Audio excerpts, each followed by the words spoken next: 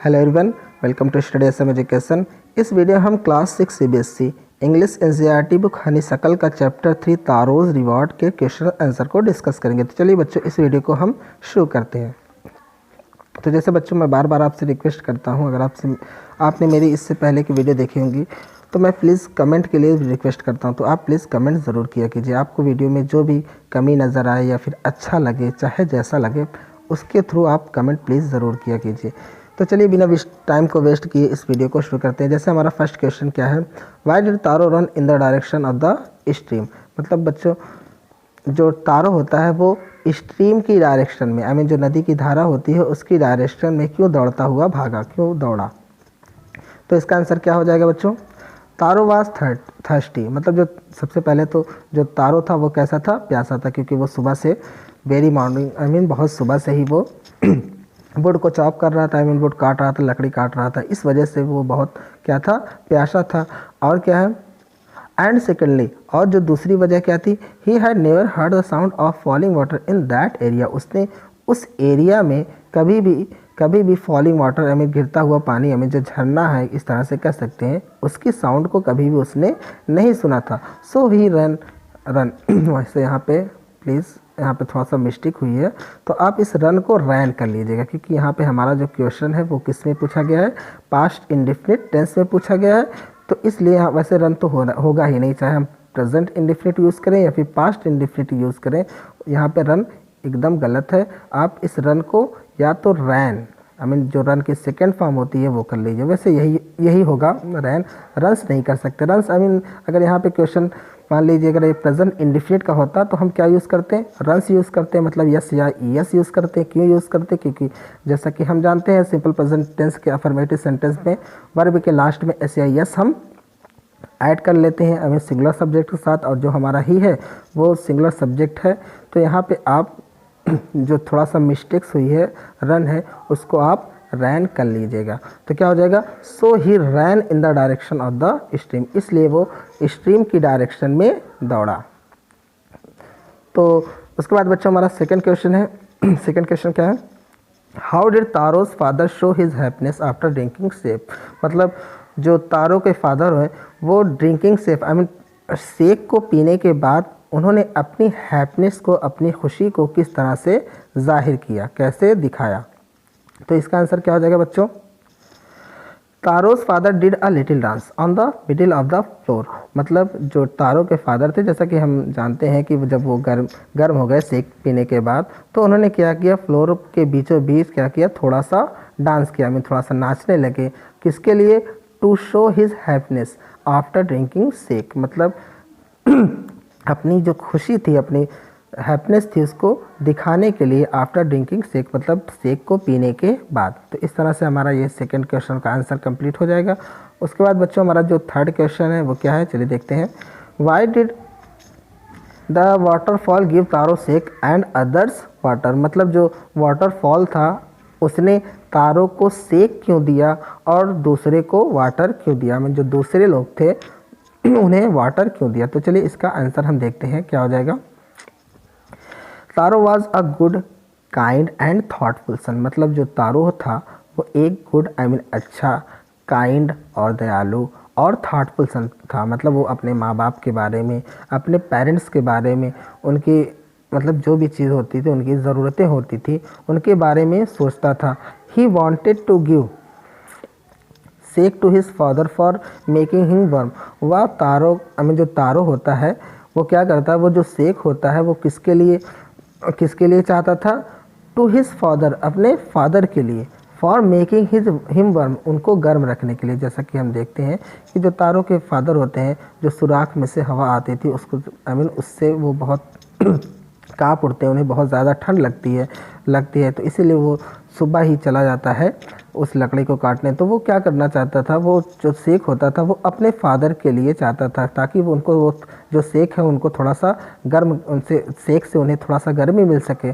सो waterfall oblige तारो, इसलिए जो waterfall होता है वो तारों को उसने क्या किया, उस पर उन तारों को ऑब्लाइज किया। ऑब्लाइज का मतलब क्या होता है बच्चों, एहसान करना या फिर हेल्प करना कह सकते हैं।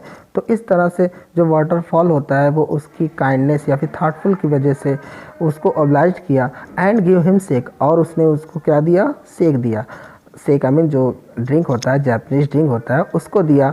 अदर्स वर ग्रीडी, और जो दूसरे होते थे वो क्या थे, कैसे थे, लालची थे, ग्रीडी थे। जो दूसरे लोग थे वो ग्रीडी थे, लालची थे।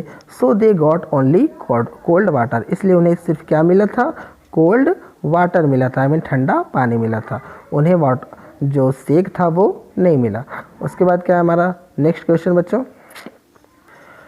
Y did the villagers want to drown Taro, मतलब जो विलेजर्स थे, आई मीन जो गांव वाले थे, वो तारों को ड्रोन मतलब डुबाना क्यों चाहते थे, उसे क्यों डुबोना चाहते थे उसी पानी में। चलिए देखते हैं इसके आंसर को। The villagers thought that, villagers ने सोचा कि दे हैड बीन ट्रिक्ड, मतलब उनके साथ चाल की, I mean tricked I mean चाल चली गई है। मतलब क्या है, विलेजर्स ने सोचा कि जो तारों ने उससे झूठ बोला है, उसके साथ चाल चली है, यहाँ पे कोई पानी आई मीन कोई शेक नहीं मिलता है, इस तरह से उन्होंने सोचा। दे हैड बीन ट्रिक्ड, उनके साथ चाल चली गई है, ट्रिक किया गया है। Because they got only cold water, क्योंकि उन्हें सिर्फ क्या मिला था, कोल्ड वाटर मिला था।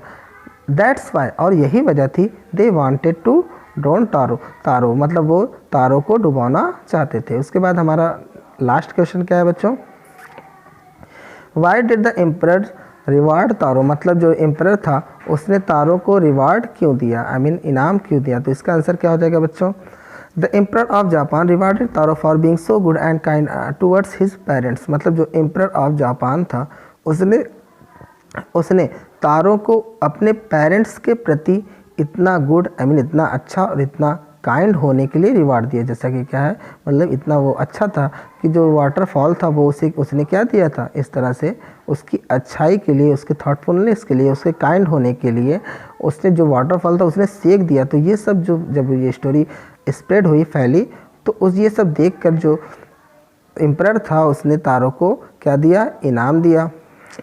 This was his way to encourage all children to respect, obey and serve their parents। और ये उसका तरीका था, किसका तरीका था, जो एम्परर ऑफ जापान था, आई मीन जो जापान का किंग था, सम्राट था, ये उसका एक तरीका था। कैसे, किसके लिए, ताकि वो सभी बच्चों को इनकरेज कर सके, आई मीन उसका प्रोत्साहन, आई मीन उनका हौसला बढ़ा सके। क्या, किसके लिए, to respect obey and serve their parents, ताकि वे अपने पेरेंट्स की रिस्पेक्ट कर सकें, उनको ओबे कर सके, आई मीन उनकी आज्ञा मान सके, और उनको सर्व कर सके, और उनकी सेवा कर सके। तो ये एक तरीका था ताकि वो सभी बच्चों को इनकरेज कर सके। उसके बाद बच्चों यहाँ पे क्वेश्चंस के बाद जो MCQ क्वेश्चंस हैं वो दिए गए हैं। चलिए इनके आंसर को भी देख लेते हैं। जैसे क्या है, फर्स्ट है, Taro earned very little money because, मतलब जो तारो था वो बहुत कम पैसा कमाता था, उसका रीज़न क्या था। चलिए इसके ऑप्शन को देखते हैं। जैसे he did not work hard enough, मतलब वो इनफ हार्ड वर्क नहीं करता था, वैसे करता था, बहुत मेहनत करता था, सुबह से शाम तक बस लकड़ी ही काटता था। उसके बाद क्या है, ये तो खैर हमारा जो फर्स्ट ऑप्शन है वो गलत हो गया। उसके बाद हमारा सेकंड ऑप्शन क्या है, the villagers didn't need would, villagers को वुड की ज़रूरत नहीं थी, ऐसा नहीं था, वुड की ज़रूरत सबको होती। तो ये भी हमारा जो ऑप्शन है वो गलत हो गया। तो हमारा जो थर्ड ऑप्शन है वो क्या है, the price of would was very low, मतलब जो वुड का प्राइस था वो बहुत कम था। तो यही जो हमारा जो थर्ड ऑप्शन है वो सही हो जाएगा। उसके बाद हमारा जो सेकंड क्वेश्चन है क्या है, Taro decided to earn extra money, मतलब जो तारो था वो उसने एक्स्ट्रा मनी अर्न करने के लिए, पैसा कमाने के लिए डिसाइड किया। उसकी वजह क्या थी, रीज़न क्या था। जैसे क्या है हमारा first option, to live a more comfortable life, और ज़्यादा कंफर्टेबल लाइफ जीने के लिए। तो क्या ऐसा था, वो ऐसा नहीं चाहता था। उसके बाद क्या है, to buy bus his old sorry to buy his old father some sake, यही जो हमारा सेकंड ऑप्शन है वही सही है। मतलब अपने ओल्ड फादर के लिए, बूढ़े पिता के लिए कुछ शेक, आई मीन जो जापानीज ड्रिंक था उसको ख़रीदने के लिए। तो जो हमारा सेकंड ऑप्शन है वो सही हो जाएगा। उसके बाद हमारा जो थर्ड क्वेश्चन है उसके क्या है, चलिए देखते हैं। द नेबर लेफ्ट तारो, जो नेबर थी उसने क्या किया, तारों की जो हट थी, आई मीन जो झोपड़ी थी, इन अ हरी, मतलब वो जल्दी से छोड़ दी। उसका रीज़न क्या था, बिकॉज, क्योंकि। तो चलिए ऑप्शन देखते हैं। She was delighted with the drink, she was astonished to hear Taro's story, और उसके बाद क्या है, she wanted to tell the whole village about the waterfall. तो ये जो हमारा थर्ड ऑप्शन है वो सही है कि मतलब उसने वो जल्दी से तारों की हट से हमें जो झोपड़ी थी उससे चली गई। क्यों चली गई थी? क्योंकि वो जो जो वाटरफॉल था उसके बारे में पूरे गांव को बताना चाहती थी, जल्दी से बताना चाहती थी, इसलिए वो जल्दी से तारों के घर से चली गई। तो ये जो हमारे 3 ऑप्शंस जो 3 MCQs थे उसके भी हमने आंसर को देखा।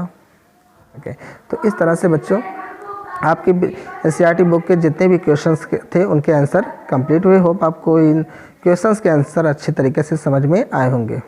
बच्चों अगर आपको ये वीडियो अच्छा लगा तो प्लीज़ वीडियो को लाइक कीजिए और कमेंट कीजिए, कमेंट प्लीज़ ज़रूर कीजिए। थैंक यू सो मच बच्चों।